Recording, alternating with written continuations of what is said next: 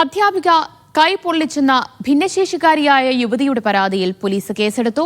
Valanchery Valiyakunnu പുനർജനിയിലെ അധ്യാപികയ്ക്കെതിരെയാണ് case. കൈയിൽ ചൂടുവെള്ളം ഒഴിച്ച് പൊള്ളിച്ചെന്നായിരുന്നു 25-കാരിയുടെ പരാതി.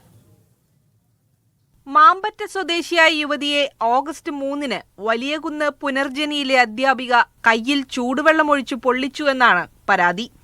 സ്ഥാപനത്തിൽ വിളിച്ചു ചോദിച്ചപ്പോൾ അങ്ങനെയൊരു സംഭവം നടന്നിട്ടില്ലെന്നാണ് അധികൃതർ അറിയിച്ചത്. തുടർന്ന് കുടുംബം വളാഞ്ചേരി പോലീസിൽ പരാതി നൽകി. പിന്നാലെ പോലീസ് കേസെടുത്തു. നടക്കാവിൽ ഹോസ്പിറ്റലിൽ മോളെ കാട്ടാൻ പോയി. അവിടുന്ന് മോളോട് ചോദിച്ചപ്പോൾ മോൾ അതന്നെ പറഞ്ഞത്, കാവ്യ ടീച്ചർ ക്ലാസ്സിൽ വെള്ളം വെച്ച് ചൂടുവെള്ളം വെച്ചു എന്ന് പറഞ്ഞു. അങ്ങനെ പിന്നെ അവർ അവിടുന്ന് നേരെ കേസ് കൊടുത്തു. പോലീസ് സ്റ്റേഷനിൽ വിളിച്ച് കേസ് പറഞ്ഞു. എന്നിട്ട് ഞങ്ങളെ വീട്ടിലേക്ക് പോലീസ് വന്ന് മോളോട് ചോദിച്ചപ്പോൾ മോൾ അപ്പോഴും അതന്നെ പറഞ്ഞു. മലപ്പുറത്ത് നിന്നെത്തിയ സ്പെഷ്യൽ എഡ്യൂക്കേറ്റർമാരോടും യുവതി കാര്യങ്ങൾ പറഞ്ഞു.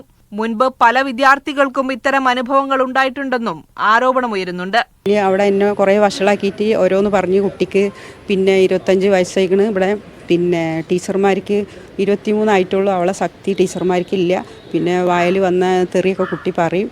പിന്നെ ഇങ്ങനെ ഇതാക്കിയിട്ട് ഞങ്ങൾക്ക് ഇനി ഇവിടെ അവളെ നോക്കാൻ പറ്റൂല. അതുകൊണ്ട് ഇനി മുതൽ സ്കൂൾക്ക് വിടണ്ട. ഓട്ടോറിക്ഷയിൽ വെച്ച് പൊള്ളലേറ്റു എന്നാണ് പെൺകുട്ടി പറഞ്ഞതെന്നാണ് അധ്യാപികയുടെ വിശദീകരണം.